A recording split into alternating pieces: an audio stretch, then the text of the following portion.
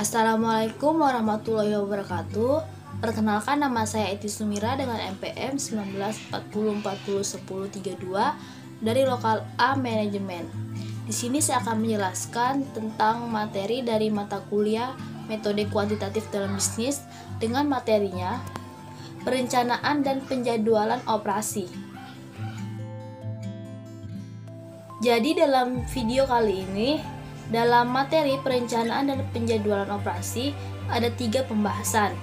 Yang pertama yaitu tahap perencanaan dan penjadwalan, yang kedua rencana operasi, dan yang ketiga penjadwalan. Baiklah, pembahasan pertama yaitu tahap perencanaan dan penjadwalan. Dalam tahap ini, yang pertama yaitu ada agregasi. Agregasi sendiri ialah penjualan atau operasi yang berfokus pada aksi, yang menggunakan target atau sumber daya untuk membuat penjadwalan yang efektif dan terorganisasi. Di sini ada 3 agregasi. Yang pertama yaitu keluarga produk, yang kedua tenaga kerja, dan yang ketiga ada waktu. Yang pertama yaitu ada keluarga produk. Keluarga produk adalah sekelompok pelanggan, layanan, atau produk yang memiliki kebutuhan permintaan yang serupa, serta kebutuhan proses, tenaga kerja, dan material yang sama atau umum. Ini disebut dengan keluarga produk. Yang kedua yaitu tenaga kerja. Sebuah perusahaan dapat mengagregasi tenaga kerjanya dalam berbagai cara, tergantung pada fleksibilitasnya. Dan yang terakhir atau yang ketiga yaitu waktu. Ialah lingkup perencanaan dan perencanaan penjualan dan operasi umumnya adalah 1 tahun. Namun dapat berbeda dalam situasi yang berbeda. Yang kedua yaitu hubungan antara rencana operasi dan penjadwalan dengan rencana lainnya. Sebuah rencana bisnis adalah pernyataan proyeksi untuk pemasukan, biaya, dan keuntungan.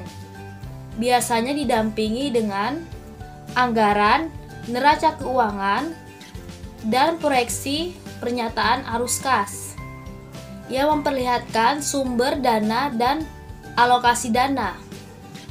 Selanjutnya ada diilustrasikan hubungan antara business plan, rencana penjualan dan operasi, dengan rencana dan penjadwalan detail yang diturunkan darinya. Selanjutnya diilustrasikan perencanaan yang dilakukan oleh pabrik. Dimisalkan yang pertama, pabrik manufacturing. Maka perencanaannya yang pertama adalah perencanaan sumber daya atau resourcing planning. Yang kedua, jadwal produksi utama atau master produksi schedule. Dan yang ketiga, proses perencanaan kebutuhan material atau material requirement planning.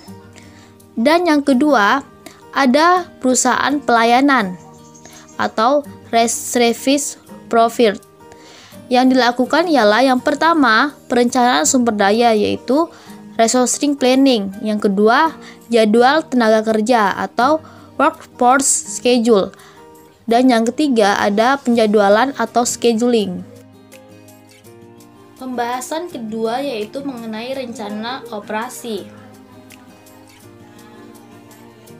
Mengembangkan rencana penjualan dan operasi adalah bagian dari pembuatan keputusan yang berkonsentrasi kepada yang pertama, input informasi.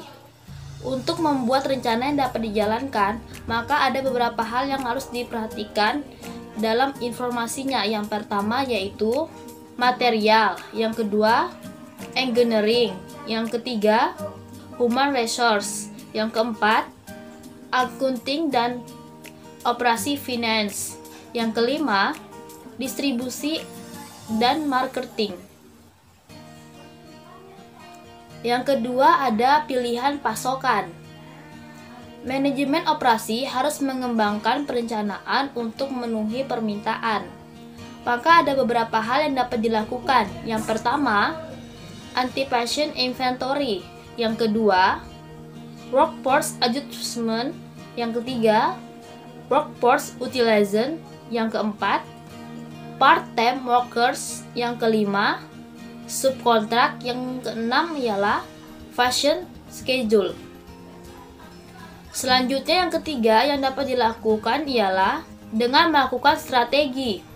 Di sini ada dua strategi dasar yang dapat digunakan. Yang pertama, case strategi, dan yang kedua, level strategi.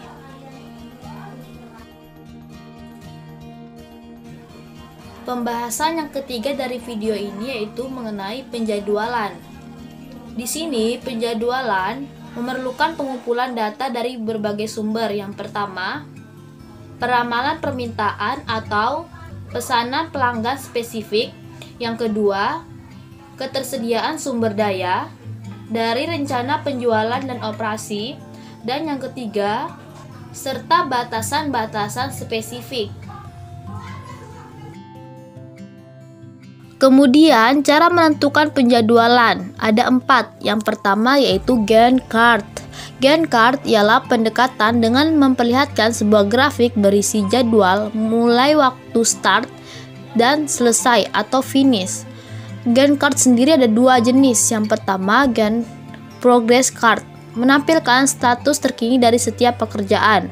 Yang kedua, Gantt workstation chart, menampilkan penggunaan ruang di perusahaan. Yang kedua ada scheduling employees. Cara lain menentukan atau mengelola kapasitas adalah dengan penjadwalan tenaga kerja. Workforce scheduling adalah jenis penjadwalan dengan menentukan kapan karyawan bekerja. Yang ketiga ada sequencing jobs at a workstation, adalah menentukan urutan di mana tugas atau pelanggan diproses di baris antrian pada sebuah tempat kerja atau workstation. Dan yang keempat atau yang terakhir ialah software support, adalah sistem penjadwalan terkomputerisasi yang tersedia untuk mengatasi kompleksitas dari penjadwalan tenaga kerja. Baiklah, sekian dari penyampaian materi saya. Mohon maaf apabila ada kesalahan dalam penyampaian materi. Sekian dan terima kasih.